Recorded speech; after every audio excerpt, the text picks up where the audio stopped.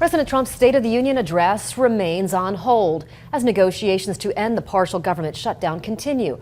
Earlier today, Senate lawmakers voted on a Republican plan to end the government shutdown, including $5.7 billion for President Trump's border wall. Denying the president 0.1% for spending on needed border security is not worth hurting this many people. The measure failed. Then the chamber blocked a continuing resolution favored by Democrats that did not include funding for the wall.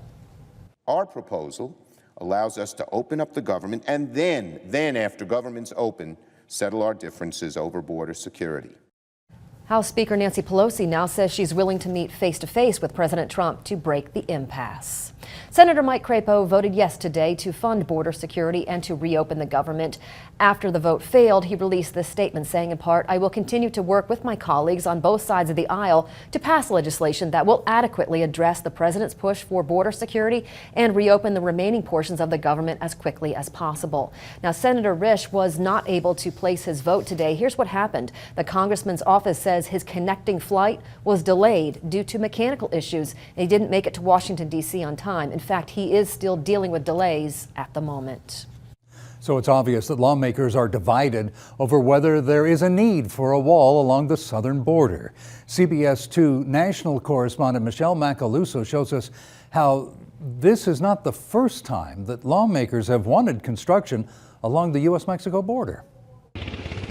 The border wall has not always been so controversial. In 2006, there was overwhelming bipartisan support for the Secure Fence Act, which authorized 700 miles of fencing along the southern border. President Obama supported it when he was a senator. Hillary Clinton supported it when she was in the Senate. And Nancy Pelosi and Chuck Schumer supported the Secured Fence Act. Then in 2013, every Senate Democrat voted to authorize $7.5 billion of 700 miles of additional fencing.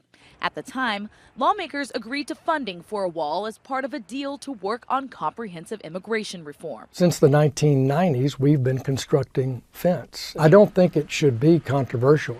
The $5.7 billion the president wants would build about 234 miles of new wall along the 2,000-mile southern border.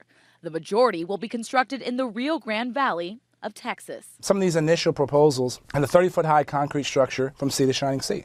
That's the most expensive and least effective way to do border security. Most Democrats oppose giving President Trump any money for a wall. They believe technology, more Border Patrol agents can secure the border just as well as a wall.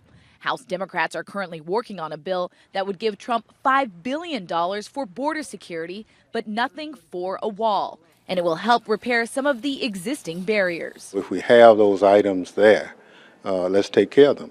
The question is, do we do more or do we do it smarter? I'm convinced we can do it smarter. The administration maintains that walls work, and President Trump is not backing down from the $5.7 billion that he wants, and tweeted today that he will not cave. On Capitol Hill, I'm Michelle Macaluso.